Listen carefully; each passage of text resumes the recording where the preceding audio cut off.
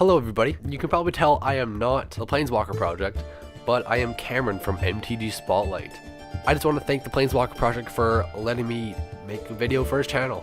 I greatly appreciate it. But today, we're going to be looking at a Nath of the Gilt-Leaf EDH deck. This deck is a elf theme with a discard sub-theme. Nath, our commander of course, is 1 green, 1 black, 3 generic, and he's a 4/4 elf warrior. At the beginning of your upkeep, you may have target opponent discard a card at random. Whenever an opponent discards a card, you may put a 1/1 green elf warrior creature token into play. Since we are running quite a bit of discard spells, we're going to be able to abuse Nath's last ability. His first ability is more or less just a bonus to him, but the opponent is going to be running out of cards really quickly. In this deck, we have numerous creatures that go along with this strategy.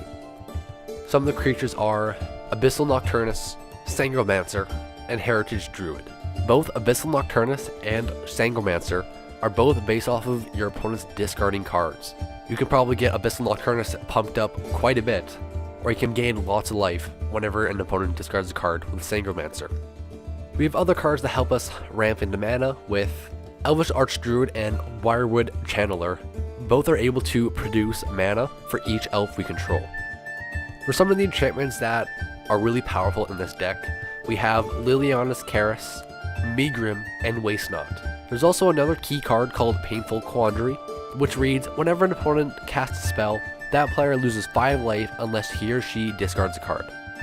If we have Liliana's Karis and Megrim on the battlefield, whenever they would discard a card, they basically lose 4 life when both of these are on the battlefield. But with Painful Quandary, whenever an opponent would cast a spell, that player can either pay 5 life, or they can discard a card and pay 4 life. So chances are they're probably going to be paying the 5 life.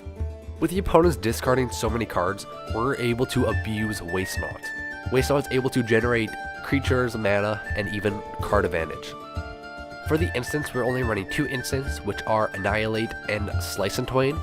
And if we're able to play the right cards, the opponent won't have any spells to cast, so we really don't need to play that much extra spells. For the ramp, we're looking at Cultivate, Explosive Vegetation, and Rampant Growth.